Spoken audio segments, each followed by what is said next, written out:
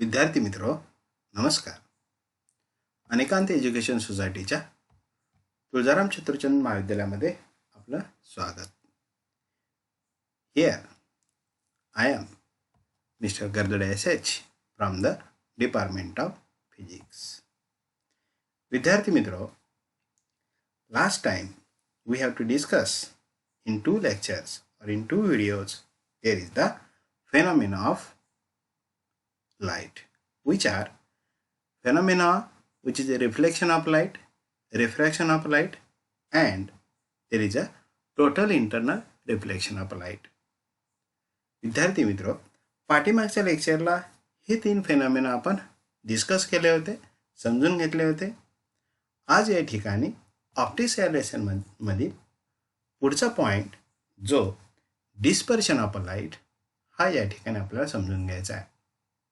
चला तर optics phenomena dispersion of light. विद्यार्थी मित्रो, आपल्याला माहिती आहे colour of light that we have to see depends upon the frequency of the light or that ray. The refractive index of the material also depends upon frequency. बघा, colour of light हा फ्रिक्वेन्सीवरती अवलंबून आहे. म्हणजे वेगवेगळ्या कलरची light ही वेगवेगळ्या फ्रिक्वेन्सीची आहे हे आपण त्या ठिकाणी क्लिअर केलं होतं किंवा आपल्याला माहिती असेल. म्हणून तर आपण in VIBGYOR there are 7 different colours आणि हे 7 डिफरंट कलर्स यांची फ्रिक्वेन्सी ही वेगवेगळी आहे. 7 different colours has 7 different frequency of light rays. Now, if we measure the frequency of red color and frequency of violet color, then there is a different frequency of that or for these two colors. The red color ची आणि violet color ची जर frequency आपण measure केली तर ती frequency ही वेगवेगळी frequency येईल. याचा अर्थ फक्त याच 2 कलरची फ्रिक्वेन्सीवरती अवलंबून आहे का? तर नाही. तर ह्या वेगवेगळ्या कलरची फ्रिक्वेन्सी ही वेगवेगळी असणार आहे. म्हणून आपल्याला या ठिकाणी क्लिअर होईल colour of light that we are colour of light which depends upon the frequency. Therefore there is also phenomena is there that is refractive index. If we increase the frequency then refractive index for respective color will also increases.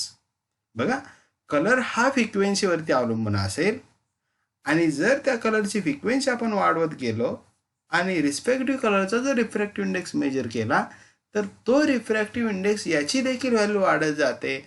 मग आपल्याला असं म्हणता येईल की refractive index हा देखील frequency किंवा त्या वेव्हच्या फ्रिक्वेन्सीवरती अवलंबून आहे. फायनली आपल्याला असं कन्क्लुजन काढता येईल colour that depends which is a frequency of the light and frequency which is depends upon the refractive index of a light. म्हणून आपण असं म्हणू शकतो की रिझल्ट यावरून आपण क्लिअर करू शकतो की रिफ्रॅक्टिव्ह इंडेक्स हा कलरवरती अवलंबून असेल किंवा कलर म्हणजेच त्या रिफ्रॅक्टिव्ह इंडेक्सची व्हॅल्यू कॅल्क्युलेट करता येईल. Refractive index which depends upon colour और colour will depends upon refractive index of that respective frequency. बघा, आता या ठिकाणी डिस्पर्शन फेनॉमेनाला जाण्यापूर्वी आपण एक इक्वेशन क्लिअर केलं गेलं जे कलरचं आणि फ्रिक्वेन्सीचं किंवा कलरचं आणि रिफ्रॅक्टिव्ह इंडेक्सचं एक्सप्लेन केलं किंवा समजून घेतलं. कलर हा फ्रिक्वेन्सीवरती अवलंबून आहे किंवा फ्रिक्वेन्सी रिफ्रॅक्टिव्ह इंडेक्स वाढवते. जशी जशी फ्रिक्वेन्सी वाढवली रिफ्रॅक्टिव्ह इंडेक्स वाढतो. म्हणजेच कलर आणि रिफ्रॅक्टिव्ह इंडेक्स यांचं रिलेशन आहे. मग डिस्पर्शन ऑफ लाईट हा कन्सेप्ट बघताना या ठिकाणी आपल्याला या रिस्पेक्टिव्ह कलरचा देखील या ठिकाणी अभ्यास करावा लागेल. चला तर मग आपण या ठिकाणी एक डायग्राम समजून घेतली. या डायग्राममध्ये बघा की हा जो व्हाईट लाईटचा इन्सिडेंट रे आहे हा या सरफेसवरती इंटरफोर केला. फ्रॉम दॅट पॉईंट या व्हाईट लाईटचं या डिफरंट कलरमध्ये काय झालं, सेपरेशन झालं किंवा डिफरंट कलरमध्ये काय झालं, रिफ्रॅक्शन झालं. हा रेड कलरनं रिफ्रॅक्शन होईल, या ठिकाणी व्हायलेट कलरचं रिफ्रॅक्शन झालं असं या ठिकाणी दिसून येत आहे. मग जर अँगल मेजर केला, हा अँगल कोणाची मेजर करणार, तर हा ओरिजिनल इन्सिडेंट रेशी आहे. या ठिकाणी हा नॉर्मल काढला तर या नॉर्मलने केलेला अँगल व्हायोलेट कलरसाठी अँग्युलर डिस्पर्शन पर व्हायोलेट म्हणता येईल. आणि या नॉर्मल पासूनचा अँगल रेड कलरची किंवा अँगल ऑफ रिफ्रॅक्शन रेड कलरसाठी मेजर केला तर तो आता angular dispersion for red colour होईल. याचा अर्थ या ठिकाणी फक्त समजून घ्या की या ठिकाणी या व्हाईट लाईटचं वेगवेगळ्या म्हणजे 2 कलरमध्ये या ठिकाणी डिस्पर्शन झालेलं आहे किंवा डिस्पर्शन हे दिसत आहे. मग व्हाईट लाईटचं फक्त 2च कलरमध्ये डिस्पर्शन होणार का, तर नाही. तर व्हाईट लाईटचं 7 कलरमध्ये डिस्पर्शन होणार, सेपरेशन होणार, म्हणजेच angle of refraction for 7 colour हे डिफरंट येणार. फक्त या ठिकाणी या डायग्राममध्ये फक्त 2 कलरचं तुम्हाला रिप्रेझेंट केलं आहे. ॲक्च्युली ते 7 कलरसाठी रिफ्रॅक्शन घडून येईल. याला आपण रिफ्रॅक्शन किंवा अँग्युलर डिस्पर्शन ऑफ लाईट असं म्हणूया. कारण हे जे काही सेपरेशन आहे हे सेपरेशन आपण या ठिकाणी रिफ्रॅक्टिंग अँगलच्या साहाय्याने मोजणार आहे, म्हणून आपण याला अँग्युलर डिस्पर्शन ऑफ लाईट म्हणूया. अर्थात आणखी एका पिक्चरवरून तुमच्या लक्षात येईल की dispersion off white light for a glass prism. इथं काय घेतलं होतं, ट्रान्सपरंट मटेरियल घेतला होता, ट्रान्सपरंट ब्लॉक घेतला होता जो प्रिझम नव्हता.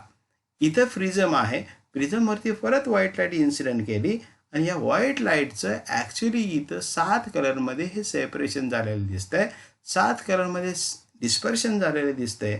मग या ठिकाणी या पिक्चरवर परत असं म्हणता येईल की या ठिकाणी dispersion of light through prism हे ऑब्झर्व आहे किंवा ऑब्झर्वेबल या ठिकाणी आपल्याला क्लिअर होतं. म्हणून या ठिकाणी आपण असं म्हणू शकतो की dispersion of light is the angle of refraction which are different. कारण का वेगवेगळ्या अँगलचा वेगवेगळ्या कलरचा अँगल ऑफ रिफ्रॅक्शन हा वेगळा आहे. Angle of refraction are different for different colour means they travel or they will separate as along a different directions. Then such phenomena is now considered as angular dispersion of light. लक्षात आला बघा phenomena. White लाईटचं 7 कलरमध्ये वेगवेगळ्या डायरेक्शनने ज्या वेळेस light refract होते याच अँगलला अँगल ऑफ रिफ्रॅक्शनला त्या वेगवेगळ्या कलरसाठी डिस्पर्शन म्हणून ओळखता येईल. म्हणून आपण या ठिकाणी असं म्हणू शकतो these are the dispersion of light into 7 constant colours. Clear. आता बघा या ठिकाणी हा फेनॉमेना फक्त या ठिकाणी प्रिझमसाठी कन्सिडर केला म्हणजे आपल्याला असं म्हणता येईल की in order to have appreciable and observable dispersion 2 parallel surfaces are not useful. बघा या ठिकाणी 2 पॅरलल सरफेसेस कोणते कन्सिडर केले, तर या ठिकाणी हा एक ब्लॉक घेतलाय. हा ब्लॉक बघा, हा ट्रान्सपरंट ग्लास ब्लॉक म्हणूया, त्याला आपण डेन्सर मीडियम म्हटलंय, ज्याची थिकनेस 5 सेंटीमीटर दाखवली आणि ही या बाजूची लेंथ कन्सिडर केली. या ठिकाणी या पॉइंटला अँगल ऑफ इन्सिडन्स आणि नॉर्मलशी केलेला angle of incidence I consider केला. फ्रॉम दॅट पॉइंट या ठिकाणी हे रिफ्रॅक्शन घडून आलं जे अलॉंग ए आर डायरेक्शनने आणि अलॉंग ए व्ही डायरेक्शनने. आता ए आर डायरेक्शनने हे रिफ्रॅक्शन रेड कलरचं झालं आणि ए व्ही डायरेक्शन हे रिफ्रॅक्शन व्हायोलेट कलरचं झालं. मग इथं हे 2 पॅरलल सरफेसेस आहेत किंवा हा जो काही ट्रान्सपरंट ब्लॉक आहे या ट्रान्सपरंट ग्लास ब्लॉकसाठी डिस्पर्शन आपल्याला समजून घ्यायचं आहे. अर्थात इन्सिडेंट रेचं रिफ्रॅक्शन डेन्सर मीडियममध्ये झालं किंवा आता हा रे ज्यावेळेस ट्रॅव्हल होतो डेन्सर मीडियामधून एअर मीडियामध्ये त्यावेळेस जी काय डायरेक्शन असेल बरोबर कुठूनची आर या पॉईंटची कोणासाठी रेड कलरची ही डायरेक्शन ही इन्सिडंट रेला किंवा इन्सिडंट जो काही ओरिजिनल बीम होता ओरिजिनल पाथ होता लाईटचा या डायरेक्शनला ही पॅरलल आहे.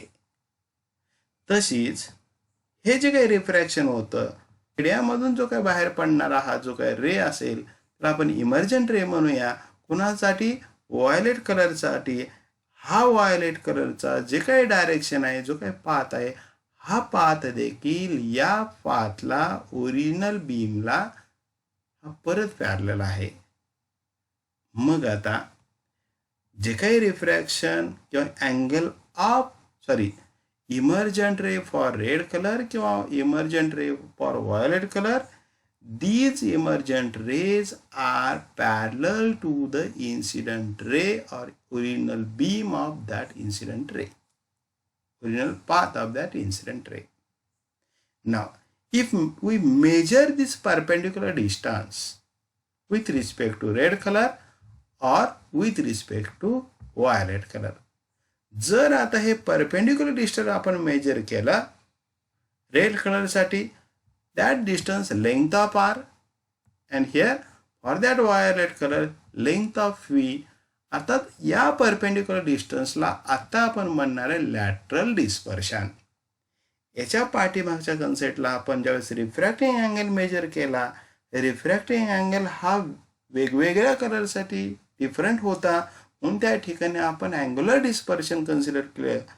या ठिकाणी मात्र या ग्लास ब्लॉकसाठी रेड आणि व्हायोलेट कलरचं हे जे काही डिस्पर्शन घडून आलं, या डिस्पर्शन आपण लॅटरल डिस्पर्शन म्हणणार. बरोबर. आता लॅटरल डिस्पर्शन कुठं आहे? हा ओरिजिनल बीम आहे, ओरिजिनल इन्सिडेंट पाथ आहे, हा असाच जाणार होता. मात्र ज्यावेळेस तो ट्रॅव्हल झाला ग्लास मीडियामधून आणि परत एरियामध्ये, म्हणजे ओरिजिनल डायरेक्शनचं या ठिकाणी डेव्हिएशन झालं. या एवढ्या डिस्टन्समध्ये तो स्प्लिट झाला आणि तो असा बाहेर पडला. मग ओरिजिनल बीम पासून किती अंतरावरती तो बाहेर पडला, याच डिस्टन्सला आपण आता म्हणतो लॅटरल डिस्पर्शन. हे मेजर कसं करायचं? मेजर करताना आपण असे कन्सिडर केलं LV lateral dispersion for violet colour and LR lateral dispersion for red colour. Measure कसं केलं तर हे परपेंडिक्युलर डिस्टन्स मेजर करणार ओरिजिनल इन्सिडेंट बीमनी केलेला with respect to that colour. ठीक आहे. तर यावरून क्लिअर होईल की angular dispersion of light is the disperse angle of refraction. Angular dispersion म्हणजे काय? तर त्या कलरचा अँगल ऑफ रिफ्रॅक्शन. आणि लॅटरल डिस्पर्शन म्हणजे काय? तर lateral dispersion of light is the perpendicular distance. या ठिकाणी हा ॲरो दिसतो, ते डिस्टन्स म्हणजेच त्या कलरसाठीचं लॅटरल डिस्पर्शन. तेवढ्या लेंथली तो जो काही कलरचा रे आहे तो डिस्पर्स झाला किंवा तो त्या डिस्टन्सनी सेपरेट होऊन पुढे ट्रॅव्हल झाला. अर्थात लॅटरल डिस्पर्शन हे परपेंडिक्युलर डिस्टन्स आहे कोणामधलं? तर direction of incident ray with respect to direction of disperse emergent ray. बाहेर पडणारा त्या रेला आपण इमर्जंट रे म्हटलंय. मग आता हे लॅटरल डिस्पर्शन आपण असं म्हणू शकतो, in order to have appreciable and observable dispersion, two parallel surfaces are not useful. म्हणजे हे दोन पॅरलल सरफेस आपण जे घेतले होते, ही बाजू पॅरलल घेऊया किंवा हे दोन बाजू पॅरलल घेऊया, हे फक्त लॅटरल डिस्पर्शनसाठी एवढे महत्त्वाचे नाहीत किंवा not useful. In such a cases now we have to use a prism. मग आपल्याला आता या ठिकाणी प्रिझमचा विचार करावा लागेल. प्रिझम म्हणजे काय समजून घ्यावं लागेल. in which ज्यामध्ये there are three rectangular planes forms a triangular surface. बघा प्रिझम म्हणजे काय? तर या ठिकाणी प्रिझमचे डायग्राम तुम्हाला या ठिकाणी दिसते, प्रिझमचं चित्र दिसतंय की या ठिकाणी ही एक बाजू आहे, हा एक रेक्टँग्युलर प्लेन आहे, या बाजूला ही दुसरी बाजू दिसते, हा एक रेक्टँग्युलर प्लेन आहे आणि खालच्या बाजूला हा एक रेक्टँग्युलर प्लेन आहे. अर्थात प्रिझममध्ये हे तीन रेक्टँग्युलर प्लेन पासून हा ट्रायंगल शेप बनेल.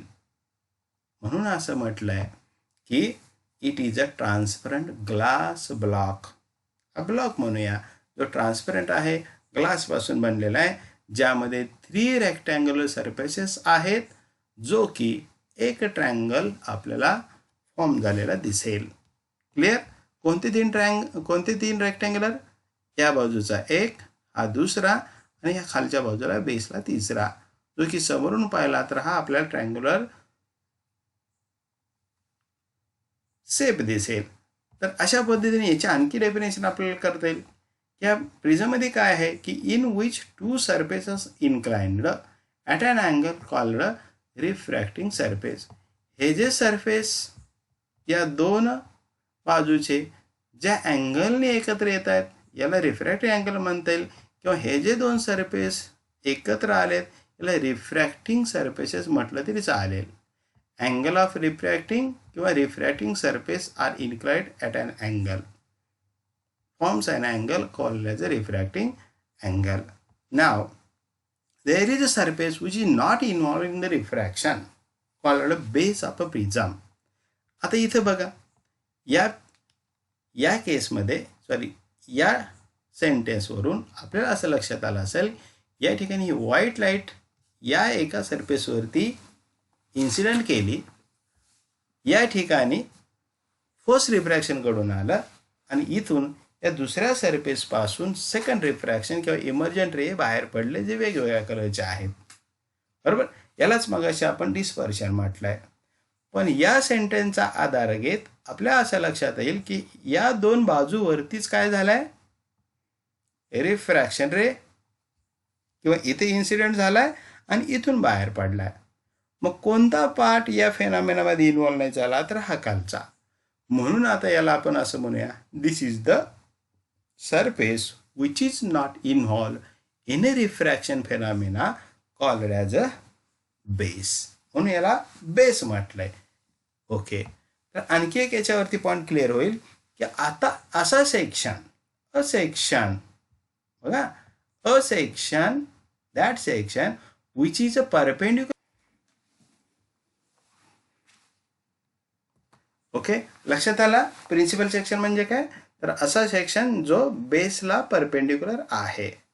ठीक आहे, ही झाले बेसिक इन्फॉर्मेशन किंवा बेसिक डेफिनेशन या प्रिझमच्या. तर या ठिकाणी आपल्याला या प्रिझमसाठी आपल्याला आणखी काही स्टेप समजून घ्यायच्यात, किंवा याच्या अगोदर आपण याचं डिस्पर्शन बघूया.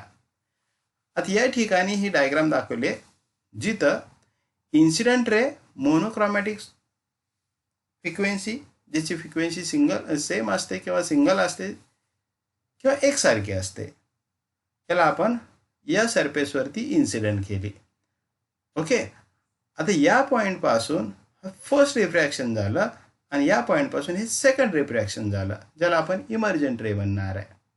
हा फर्स्ट रिफ्रॅक्टेड रे आणि हे सेकंड रिफ्रॅक्शन, कारण का डेन्सर टू रेअर जाणार आहे म्हणून हे सेकंड रिफ्रॅक्शन करून हा रे बाहेर पडला, म्हणून या ठिकाणी याला आपण इमर्जंट रे म्हणतोय.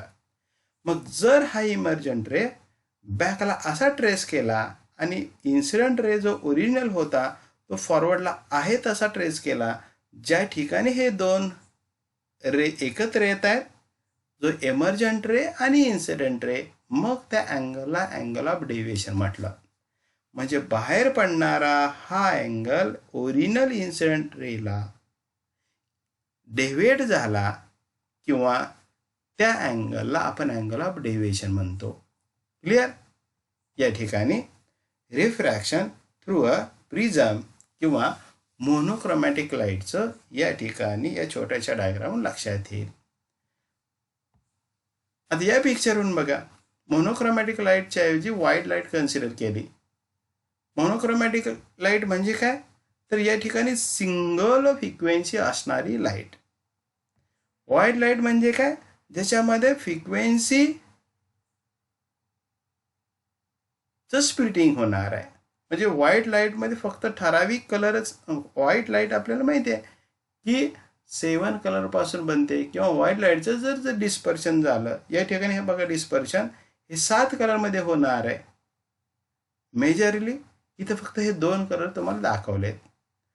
म्हणजे व्हाईट लाईट या प्रिझमवरती जर इन्सिडेंट केली तर या व्हाईट लाईटचं 2 कलरमध्ये या ठिकाणी सेपरेशन झालंय, किंवा या दोन कलर मधून लाईट ही ट्रॅव्हल झाली. अर्थात हा जो अँगल होता हा अँगल ऑफ डेव्हिएशन म्हटलं. मग या रेड कलरची जर मेजर केला तर तो बनेल आता deviation for R or angle of deviation for red colour. Simultaneously जर अँगल हा व्हायलेट लाईट कलरची मेजर केला तर तो आता घेतला जाईल angle of deviation for violet किंवा angle of deviation for DV. म्हणजे बघा या ठिकाणी फक्त हे तुम्हाला दोन कलर व्हाईट लाईटचे डिस्पर झालेले दिसतात किंवा सेपरेट झालेले दिसतात, परंतु ॲक्च्युली इथं 7 कलरचं प्रिझममधूनचं मगाशी बघितल्याप्रमाणे डिस्पर्शन होणार आहे.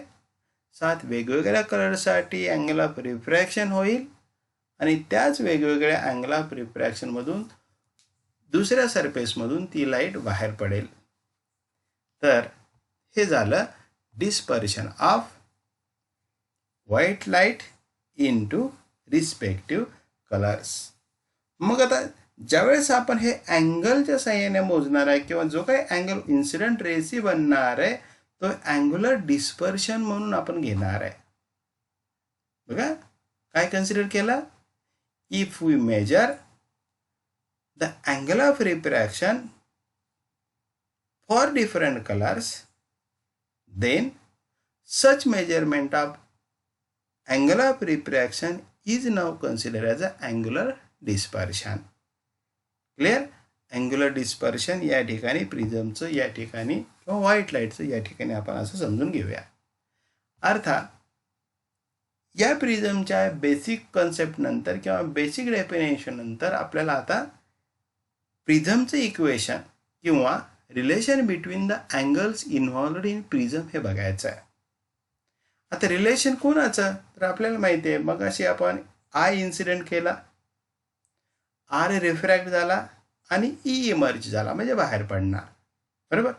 मग यांच्यामध्ये रिलेशन काय आहे, या अँगलमध्ये इक्वेशनमध्ये बेसिक यांचे रिलेशन काय आहे तो आपल्याला पॉईंटात समजून घ्यायचा आहे. त्याला आपण म्हणणार आहे relation between angles involved in a prism और प्रिझम फॉर्म्युला. प्रिझम फॉर्म्युलाही समजून घ्यायचा आहे, रिलेशन देखील समजून घ्यायचं आहे. त्या अगोदर हा मगाशी म्हटल्यानुसार हा प्रिन्सिपल सेक्शन आहे. या प्रिन्सिपल सेक्शनला नाव दिलं आपण ABC. AB हा एक रिफ्रॅक्टिंग सरफेस आहे, AC हा रिफ्रॅक्टिंग सरफेस आहे, या ठिकाणी BC हा बेस आहे. If N is the refractive index of prism when kept in air media. N हा काय कन्सिडर केला, या प्रिझमचा रिफ्रॅक्टिव्ह इंडेक्स जी कॉन्स्टंट व्हॅल्यू. ओके. मग अशी म्हटल्यानुसार ABC प्रिन्सिपल सेक्शन, AC आणि AC AB and AC refracting surface म्हणजे या दोन बाजूमधून रिफ्रॅक्शन घडून येणार आहे. आणि जे नॉट इन्व्हॉल्वड बाजू जे BC याला आपण प्रिझम म्हणणार आहे. ओके. आता ही लाईन म्हणजे ज्या डायरेक्शन पासून या पॉईंटपर्यंत आपण लाईट इन्सिडेंट केली जी अलॉंग P टू Q या पॉईंटला आपण परत नॉर्मल काढला. मग आपल्याला माहिती आहे की नॉर्मलनी केलेला अँगल जो MN कुणाशी इन्सिडेंट रेसी तो आहे अँगल ऑफ इन्सिडन्स जो I. ओके. आता यानंतर आपल्याला ही डायरेक्शन प्रिझममध्ये कशी असेल हे समजून घ्यायचं आहे. म्हणजे कोणती बघा, ही line Q to R, incident ray P to Q होता, मग लाईट रेट ट्रॅव्हल होत होती एअर टू डेन्सर. मग ज्यावेळेस लाईट रे ट्रॅव्हल होती एअर टू डेन्सर त्यावेळेस हा जो काही रिफ्रॅक्टेड रे आहे हा नॉर्मलकडे बेंड होतो म्हणजे टुवर्ड्स नॉर्मल म्हणूया. मग या ठिकाणी PQ इन्सिडेंट रे किंवा refracted ray which is first refraction through prism which is travel along Q to R. Okay. Now if we measure angle for refracted ray with respect to normal N which is now R1. जर angle तो major केला तर थोडा वेळ आपण असं म्हणूया तो अँगल ऑफ रिफ्रॅक्शन आहे जो फर्स्ट रिफ्रॅक्शन आहे, फर्स्ट अँगल ऑफ रिफ्रॅक्शन आहे म्हणून अँगल R1 असं लिहिलं. आता हे झालं फर्स्ट रिफ्रॅक्शन. मग इथून परत काय होणार आहे, क्यूआर आलेली लाईट ही आता denser media through rare media travel होणार आहे, म्हणजे ते होईल सेकंड रिफ्रॅक्शन. मग ते कसं असेल, तर या ठिकाणी सेकंड रिफ्रॅक्शनने किंवा सेकंड रिफ्रॅक्शन किंवा सेकंड सरफेससाठी एशिया सरफेससाठी एसी सरफेसमधून बाहेर पडलेला जो काही रे आहे त्याला आपण इमर्जंट रे म्हणू शकतो किंवा सेकंड रिफ्रॅक्शन म्हणू शकतो. म्हणजे आता सेकंड रिफ्रॅक्टेड रेनी या नॉर्मलशी केलेला अँगल परत अँगल ऑफ रिफ्रॅक्शन R2 येईल. क्लिअर. तर अशा पद्धतीनं RS हा सेकंड रिफ्रॅक्टेड रे म्हणा किंवा प्रिझममधून बाहेर पडलेला हा इमर्जंट रे म्हणा, मग परत नॉर्मलनी आणि इमर्जन्स रेनी केलेला अँगल ऑफ इमर्जन्स E घेऊया. अर्थात I angle of incidence, E angle of emergence आणि A या दोन रिफ्रॅक्टिंग सरफेसनी केलेला angle of prism. Clear? Now, if we trace from that point Q to forward of ray of incident beam किंवा incident path of that light, हा काय केला, Q point पासून आहे असा पुढं या इन्सिडेंट रेचा पाथ फक्त ट्रेस केला, म्हणजे ओरिजिनल पाथ हा असा आहे. तसंच या ठिकाणी आणखी एक रे ट्रेस केला जो या पॉइंट पासून R पॉइंट पासून हा बॅकवर्डला ट्रेस केला. मग मगाशी म्हटल्यानुसार हा इमर्जंट रेचा बॅकवर्डला ट्रेस केलेला आणि इन्सिडेंट रेला आहे असा फॉरवर्डला ट्रेस केलेला. मग ज्या ठिकाणी हे दोन अँगल येतात त्या अँगलला आपण आता X म्हणूया, जो होईल अँगल ऑफ डेविएशन डेल्टा. तर या ठिकाणी आता आपल्याला असं लिहिता येईल, अँगल AQN हा AQN is equal to angle ARN which is equal to 90. का असं लिहिलं, तर हे नॉर्मलनी केलेले अँगल्स आहेत किंवा अँगल्स ॲट अ नॉर्मल असं म्हटलं तरी चालेल. मग ते असतील 90 डिग्री. त्यानंतर आता आणखी एक या ठिकाणी क्वाड्रिलॅटरल इमॅजिन केला जो आहे AQN आणि R. From quadrilateral we have to write या सायक्लिक चौकोनामध्ये ज्याला आपण 4 अँगल्स असतात, जो A असेल, Q असेल, इथला N घ्या. इथं दोन नावं दिसत असतील, N डॅश आणि N. हा सेंटरच आहे, फक्त या नॉर्मलसाठी हा N डॅश लिहिलाय, या नॉर्मलसाठी N लिहिलाय, म्हणजे दोघे या ठिकाणी येणार एकतर N असेल किंवा N डॅश असेल. मग AQNR या क्वाड्रिलॅटरलसाठी एक इक्वेशन आहे किंवा एक थेरम आहे, तो असा लिहिला जातो, in front angles and measurement of these in front angles is or sum of in front of these angles are 180 degree. म्हणून आपण अँगल A च्या समोरचा अँगल QNR यांची बेरीज आहे 180 degree from the theorem of quadrilateral. आता या ठिकाणी बघा, फ्रॉम द ट्रायंगल QNR. आता आपल्याला आणखी एक ट्रायंगल इथे इमॅजिन करावं लागेल. Q इथे आहे, N आणि R. या त्रिकोणामध्ये आपल्याला असं लिहिता येईल, हा अँगल होता तो R1 होता, हा दुसऱ्या रिफ्रॅक्टर रेनी केलेला हा अँगल R2 कन्सिडर केला. मग हे दोघं एकमेकांच्या समोरचे अँगल आहेत. मग या ट्रायंगलमध्ये हे दोन अँगल माहीत असतील तर थर्ड अँगल आपल्याला मेजर करता येईल, कारण की तिघांची बेरीज आहे 180 डिग्री. म्हणून आपण इक्वेशन असं लिहिलं, from triangle QNR R1 plus R2 plus third angle बघा QNR is equal to 180 degree. Clear. Angle of triangle. Now if we imagine A plus angle QNR equal to 180 degree, which is number 1 equation, and R1 plus R2 plus angle of QNR equal to 180 degree, which is equation 2. Now from these two equation, right side is equal, then we have to compare left side. That is, इथं Q येणार आहे, इथं Q येणार आहे, gates cancel. म्हणजे value A ची value किती येईल, तर ए ची व्हॅल्यू R1 प्लस R2 येईल. That is from equation 1 and 2 we have to obtain a value of A which is R1 plus R2. आता इथपर्यंतचं इक्वेशन या ठिकाणी समजलं असेल तर याचा बेस घेऊन ए ची व्हॅल्यू आपल्याला R1 प्लस R2 ही जर समजली असेल तर आणखी आपल्याला पुढे जाता येईल. तर आता बघा, या सेकंड स्लाइडमध्ये आपण असे इमॅजिन करू शकतो की इफ परतीची डायग्राम आहे प्रिझमची, जिथं आपण हा angle of incidence I consider केला होता, हा इमर्जन्स ई कन्सिडर केला, हा डेव्हिएशन हे ए. मग ए ची व्हॅल्यू किती आली, तर ए ची व्हॅल्यू आली या दोघांच्या व्हॅल्यूली. का, तर याच्या समोरचा अँगल हा आहे आणि याची व्हॅल्यू कोणा एवढी सारखी असणार आहे, तर R1 प्लस R2 एवढी असणार आहे. म्हणून आपण असं लिहिलं ए equal to R1 plus R2. आणखी एक लॉ या ठिकाणी कन्सिडर करू शकतो की angle delta is the exterior angle of our triangle. जर डेल्टा हा एक्सटिरियर अँगल असेल कोणाचा, या ट्रायंगल एक्स क्यू आणि आरचा. इथं बघा, हा एक्स, हा क्यू आणि हा आर, या ट्रायंगलसाठी हा डेल्टा हा त्याचा बाहेरचा अँगल आहे किंवा एक्सटिरियर अँगल म्हणूया. बघा, angle delta is the exterior angle of triangle X Q R. तर असं लिहिलं जातं. जर डेल्टा हा एक्सटिरियर अँगल असेल तर एक्सटिरियर अँगलची बेरीज ही त्या ट्रायंगलच्या अँगलची सम असते. That is X Q R.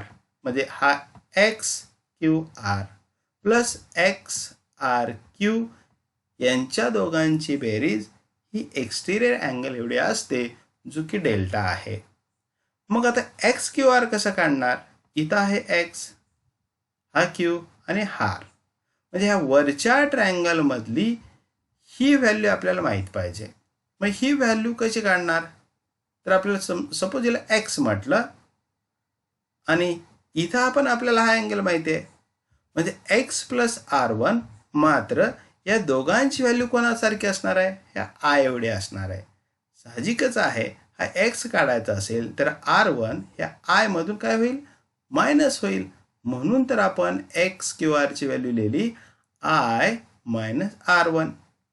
Similarly X R क्यूची व्हॅल्यू काय येईल, परत ह्या दोघांची व्हॅल्यू, या दोन अँगलची म्हणजे या दोन ट्रायंगलच्या या साईडची व्हॅल्यू ही ई एवढी आहे. मग R2 माहीत आहे आपल्याला, ई मायनस R2 हा वरचा अँगल बनेल, जो आहे एक्स आर क्यू.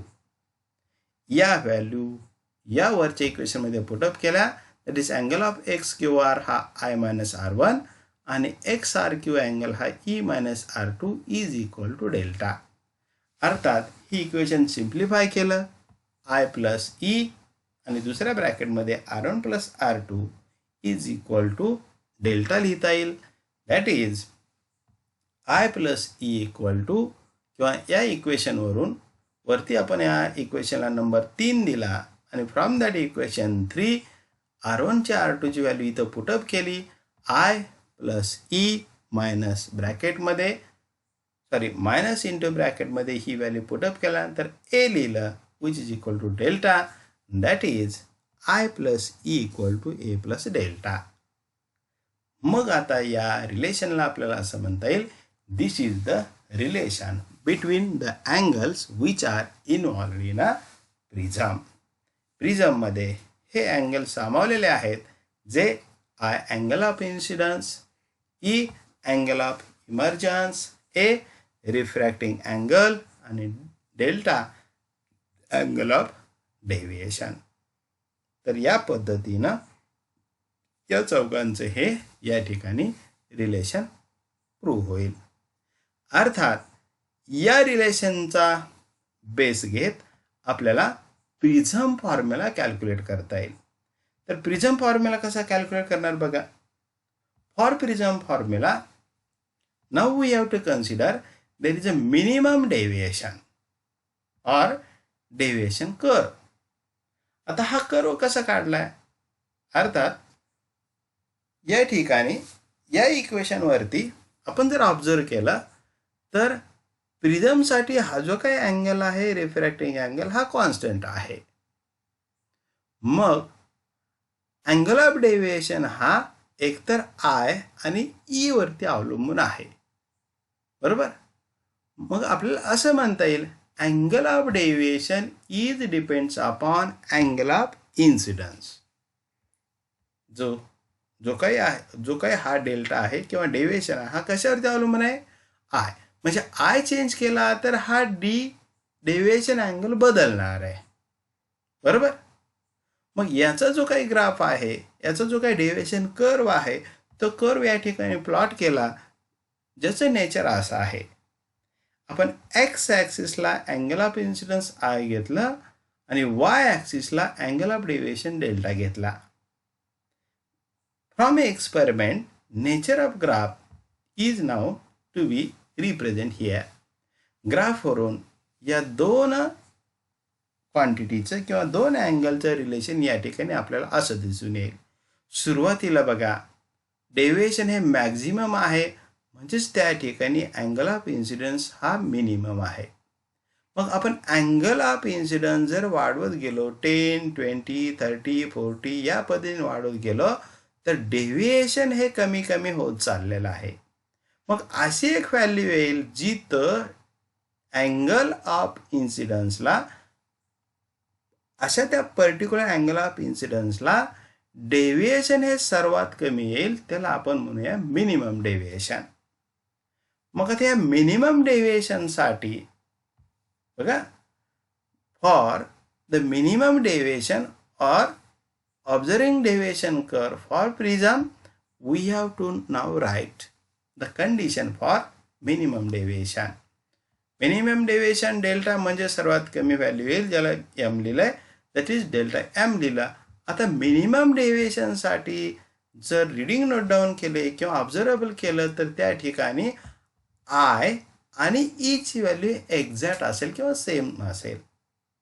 म्हणजे काय, जर आय हा 30 डिग्रीने या सरफेसवरती इन्सिडेंट केला आणि जेव्हा मिनिमम डेविएशन येईल म्हणजे हा जो काही रे आहे क्यू आरचा हा एक्झॅक्ट रे या बी सीला पॅरलल येईल आणि इथून बाहेर पडणारे हा जो काही इमर्जंट रे आहे या नॉर्मलने केलेला अँगल ई याची व्हॅल्यू आय एवढी एक्झॅक्ट येईल किंवा सेम बरेल. मग आता आय आणि ई ची व्हॅल्यू सारखी असेल तर अँगल ऑफ रिफ्रॅक्शन हे देखील सारखे येणार, म्हणून या दोघांची व्हॅल्यू सेम घेतली, जे आर घेतली अँगल ऑफ रिफ्रॅक्शन. मग आता या व्हॅल्यूज या इक्वेशनमध्ये पुटअप केल्या तर आपल्याला इक्वेशन असं येईल, मगाशी एचं इक्वेशन होता R1 + R2, इथं R + R व्हॅल्यू पुटअप केला 2R आला आणि याच्यावरून अँगल ऑफ रिफ्रॅक्शन आर ची व्हॅल्यू ही a/2 सिम्प्लिफाय केली. अर्थात या ठिकाणी अँगल ऑफ रिफ्रॅक्शन आर ची व्हॅल्यू ही रिफ्रॅक्टिंग अँगलच्या हाफ येईल. ओके. आता या ठिकाणी याच कंडिशनला ई ची व्हॅल्यू आय एवढी असेल, मग ही व्हॅल्यू या वरच्या इक्वेशनमध्ये पुटअप केली, जे या इक्वेशनमध्ये आय + ई ची व्हॅल्यू पुटअप केली जे एक्झॅक्ट आय इक्वल टू असेल, म्हणून आय + आय ए आणि कोणत्या कंडिशनसाठी तर मिनिमम डेविएशनसाठी. म्हणजे हे जे इक्वेशन मगाशी आलं होतं त्या इक्वेशनमध्ये ई ची व्हॅल्यू पुटअप केली फॉर मिनिमम डेविएशनसाठी. मग हे इक्वेशन सिम्प्लिफाय केल्यानंतर 2i = a + Δm आलं, अर्थात i = a + Δm/2 आलं. बघा या ठिकाणी i मिळाला, या ठिकाणी r मिळाला. मग आपल्याला n हा या प्रिझमचा रिफ्रॅक्टिव्ह इंडेक्स असेल आणि आय आणि आर च्या व्हॅल्यू कॅल्क्युलेट करता येत असतील, माहीत असतील, तर आपल्याला स्नेल्स लॉ वरून या ठिकाणी रिफ्रॅक्टिव्ह इंडेक्सचा फॉर्म्युला असा लिहिला जाईल. From Snell's law refractive index n is the ratio of sine of the angle of I with respect to sine of the angle of R. Now substituting the values of I and R, we have to get a formula which is N refractive index is equal to sin H I ची value put up केली जे A plus delta M by 2 आणि R ची value put up केली जी होती A bye 2 या कंडिशननुसार. म्हणून तर याला आपण now we have to consider this is the prism formula or this is the prism formula equation. विद्यार्थी मित्र, अशा पद्धतीने आज आपण या ठिकाणी डेविएशन किंवा dispersion of light through prism, relation between the angles of prism involved, and there is a prism formula will be discussed.